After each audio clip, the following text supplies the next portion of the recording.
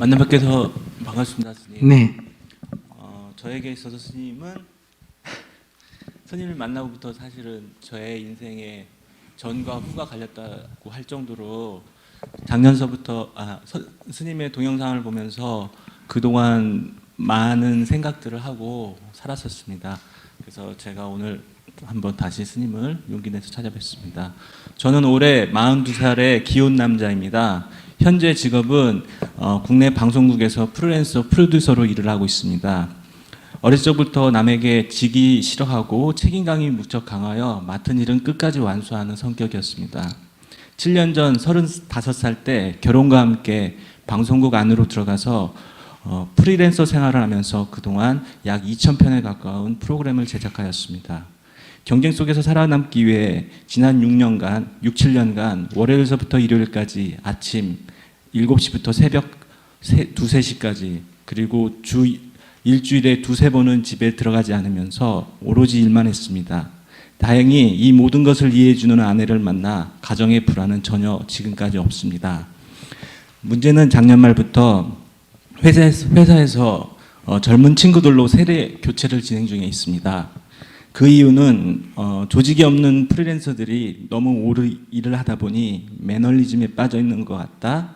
아니면 회사 예산이 부족하면 1순위로 프리랜서를 자르겠다고 회의 때 얘기를 했습니다.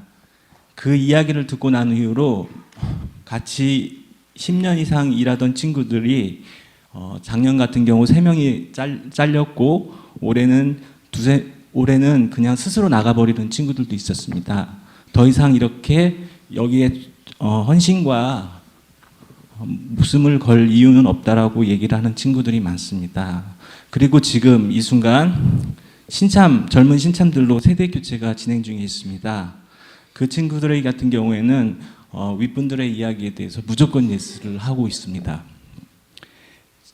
제 경우에는 지금 신참들에게 일을 가르쳐주면서 마치 인수인계를 하는 것 같은 느낌이 들어서 마음이 상당히 괴롭습니다. 또한 사무실에서 책상에 앉아 있으면 왠지 뒷방을 지키고 있는 사람처럼 눈치가 상당히 많이 듭니다. 하지만 지난 6, 7년간 그렇게 열심히 했던 것들에 대해서 후회나 원망은 없습니다. 회사에서 자르겠다라고 말을 한 이유로 지금 제가 갖고 있는 가장 큰 문제는 일에만 집중할 수가 없는 현상입니다. 예전 같은 경우에는 오로지 한 가지 목표를 향해서 집중을 할 수 있었는데 지금은 그렇게 하질 못하고 그럼에도 불구하고 밤 10시, 11시까지 일을 끝내고 집에 들어와서 생각을 하고 있습니다. 질문은 여기서부터 시작이 되는데요. 저 같은 경우는 2가지 일을 동시에 시작할 수 없는 성격입니다. 하나를 하거나 아니면 그 하나가 끝나고 다음 하나를 준비하는 성격인데 저 앞에 절벽이 있습니다. 그 절벽에 저는 무조건 그 절벽으로 가야 되고 그 절벽에는 낭떠러지가 있습니다. 그 낭떠러지는 반드시 떨어져야 될 낭떠러지인 것 같습니다. 그렇게 된다면 저희 성격 같은 경우에는 지금처럼 열심히 일하다가 그 낭떠러지 절벽에서 떨어져서 살아남아서 다시 다른 길을 가야 되는 게 맞는지 아니면 그 절벽을 가고 있는 지금 이 순간 다른 길을 같이 찾아야 되는지 그것이 궁금합니다. 보통은 일반적으로는 예를 들면 내가 60에 은퇴다. 그러면 은퇴한 뒤에 내가 무슨 일을 하겠다. 이렇게 정하는 것보다 한 55세부터 내가 하겠다 하는 거를 주말에 가가지고 해보는 거예요. 휴일날 가서 해보면서 내가 은퇴하면 내가 저거 해야지, 내가 저거 해야지 하지만 그건 안 해본 상태의 생각이기 때문에 막상 해보면 그게 마음에 안 들 수도 있다 이런 얘기예요. 그러니까 주로 외국에 사는 우리 교포들이 자기 이제 은퇴하면 한국으로 집 다 미국에 팔아버리고 유럽에 팔아버리고 한국에 오겠다 이런 분들이 많거든요. 대부분 실패합니다. 그러니까 외국에 사니까 한국이 그런 건 맞는데 그 사람이 한 외국에 3, 40년 살다가 한국에 와서 막상 딱 살아보면 다시 한국에 못 살 것 같은 거예요. 그래서 집도 다 팔아버리고 다 했는데 또 장만회가 돌아가려니까 일이 복잡하고 한국에 사놓은 집도 파는 게 복잡하고 이러거든요. 그래서 손실을 많이 봐요. 그래서 내가 늘 얘기하지만 한국에 돌아가겠다 하면 그렇게 결정하지 마라. 그러니까 여기 집 팔지 말고 한국에 가서 새 집을 얻어가지고 살아봐라. 먼저 좀 살아보고 한 6개월이나 1년 살아보고 오는 게 낫겠다 할 때 옮겨라. 근데 그렇게 사람들이 대부분 안 해. 그래서 제일 좋은 거는 이 직장 다니면서 다닐 때까지 다니면서, 그러니까 직장 생활하면서 양다리 걸치지 말고 주말에 시간 날 때 다른 거 괜찮은 거 이것도 좀 해보고 저것도 좀 해보고 하면서 적당한 게 있으면 가라 하면 안녕히 계세요 하고 가버리면 되도록 이렇게 준비하는 게 좋은데, 지금 자기가 나한테 말했잖아. 자기는 그렇게 못하는 성격이다. 아시겠어요? 네. 못하는 성격이고 그냥 하나 하면 끝까지밖에 할 수 없는 성격이다 하고 자기가 얘기했기 때문에 자기는 일반적인 얘기를 하면 안 된다. 자기는 자기라고 하는 이런 성격적 특수성에 맞아야 되니까. 네네. 그러니까 자기는 아무 생각하지 말고 네. 그냥 일만 해요. 내일 그만둘지 모레 그만둘지 1년 후에 그만둘지 10년 후에 그만둘지 그건 알 수 없는 일이잖아. 네네. 그러니까 마치 평생 할 것 같이 그냥 일을 하란 말이야. 정말 평생 될 것다고 생각하다가 잘리면 큰 낭떠러지에 떨어지지만은 내일 떨어질 수도 있고 모레 떨어질 수도 있는 건 자기 이미 알고 있다 이 말이야. 네네. 그렇기 때문에 자기가 그래서 불안해서 지금 안 되는데 그 생각 오늘 질문한 이후로 버리고 네네. 그냥 여기에 있는 동안 최선을 다한다. 그리고 아내한테 얘기하란 말이에요. 나한테 만약에 어느 날 직장이 갑자기 그만두게 되거든. 내가 1년 동안 그동안 일 열심히 했으니까 네네. 좀 휴식할 수 있는 시간의 여유를 당신 줄 수 있겠냐. 이렇게 미리 약속을 해놔란 말이야. 네. 무슨 말인지 아시죠? 네. 그러면 이제 좋아. 그럼 아내도 어떠니 그동안에 결혼은 했는데 이 남자 맨날 새벽 2시에 들어오고 아침 7시에 나가고 그래서 이렇게 좀 다정하게 지내본 적이 없잖아. 그러니까 이제 그만두라 그러면 죽으라고 이랬는데 잘렸다 이런 생각하지 말고 네네. 이제 가정으로 좀 충실하라는 얘기구나. 이렇게 해서 아내하고 데이트도 좀 하고. 애들 있어요? 아직 없습니다. 그러면 데이트도 좀 하고 이렇게 여유를 가지면서 1년 정도 시간을 가지고 네네. 이것저것 그때 가서 구하란 말이에요. 네. 지금 미리 구하지 말고 성격적으로 그러면. 그래서 내가 자를지 모른다 한다고 그 사람이 자르고 안 자를 거야 한다고 안 자르고 그건 내한테 주권이 있는 게 아니고 너한테 있다. 회사. 하나님한테 있는 거야. 아시겠어요?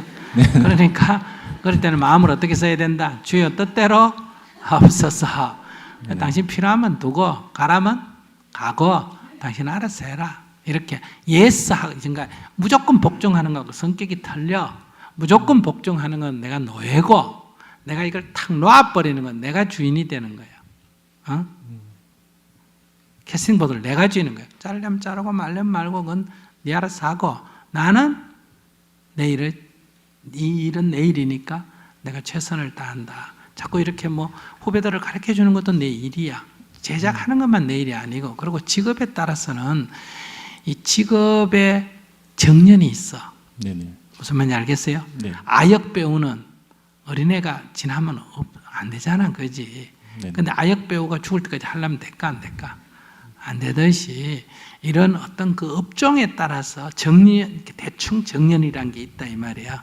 그러면 지금 회사 전체 사회 변화로 볼 때는 자기가 하는 이런 역은 좀 더 젊은 사람이 좀 재빠르게 새로운 아이디어를 갖고 해야 된다. 이런 경향이 80%지만은 그래도 우리나라에 지금 영화 만들고 뭐 만들고 이런 거 조금 너무 늙은 사람도 안 되지만 그렇다고 너무 젊은 사람이 약간의 경험 있는 자기 나이 또래 40대에 경험 있는 사람이 지금 뭐 명랑이니 뭐 지금 뭐 이런 거 만드는 거 뭐 작품들 다 경험이 필요하잖아. 그죠? 네. 그러니까 자기가 자기 경험을 위축되게 갖지 말고 그 소중하게 생각해가 전공을 살리면 되는 거예요. 그래서 방송국에 자기 역할이 필요하다면 있고 필요 없다면 나오면 자기 재능을 가지고 또 다른 데 쓸 때가 있어. 그 회사에 내가 목매달아가 살 이유가 뭐겠어? 자기같이 프리랜서인데 네네.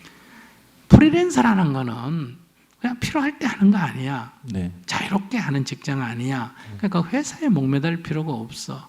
나 같은 성격은 어느 한 회사에 평생 정규직 주는 걸 좋아할까, 파트타임 주는 걸 좋아할까?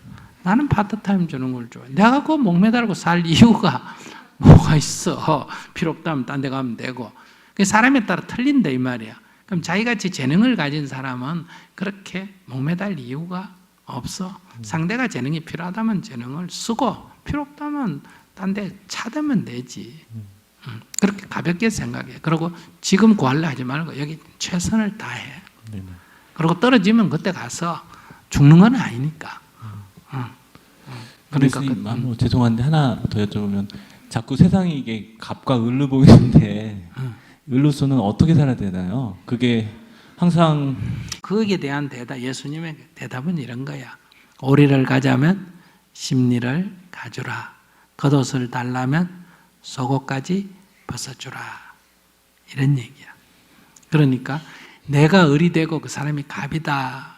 이런 관계인데 내가 을이 아니라 을이 갑이 돼버리는 방법은 누가 오리를 가자 할 때 가자 하는 사람이 갑이고 따라가는 사람이 을이잖아. 그지? 네. 근데 내가 심리 가줄게 이렇게 마음을 내뿜으면 누가 갑이 된다?